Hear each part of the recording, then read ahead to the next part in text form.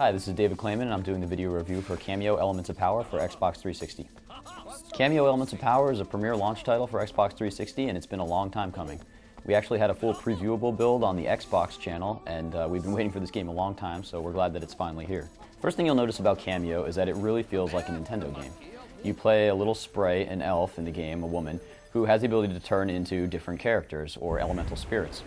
She uses this power to solve puzzles, explore temples, and beat up on ugly trolls. The great part about the game is that it's very densely packed. You're always doing something like solving a puzzle or fighting a bad guy. There's very little dead space in the game, and this makes it a fun experience all the way through. The brunt of the game is spent cruising around the world, finding these elemental spirits, and each time you find one, you have a new way to solve puzzles, a new way to fight trolls, and it gives you access to more areas. So by the end of the game, you really have a whole lot of options, especially in combat. The beauty of the game really is when you've unlocked a few of the characters and you use them in conjunction to accomplish your goals. So maybe you have a water character that can spray oil, you can then use a fire character to light that oil on fire and take out a whole bunch of enemies. It's this kind of gameplay that allows gamers to think on their own and do things that maybe the developer didn't even see in the first place. A few months ago, when we hadn't yet played the retail build of the game, we were expecting a really epic adventure, and this isn't entirely true.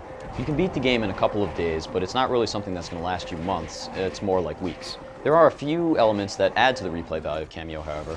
There's co-op mode, which isn't the entire story mode, but is selected segments of it. So once you unlock these in single player, you can go and play with two people.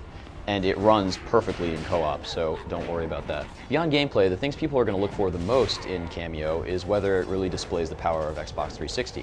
This is really a mixed bag. There's a lot of areas that look like they're developed for 360. They're huge, expansive environments, a lot of stuff going on the screen, and some really amazing textures. But then there's also areas that look, slightly like they're developed for GameCube.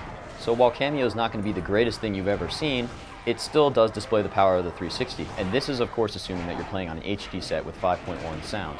You're really not going to see a huge difference between the last generation and this one if you're playing on the same old TV that you've been using for years. In closing, I highly enjoyed Kameo, and I think that it's probably going to appeal to the broadest audience of all the games in the 360 launch lineup. It's a great adventure, and I think it really highlights why Microsoft bought Rare in the first place.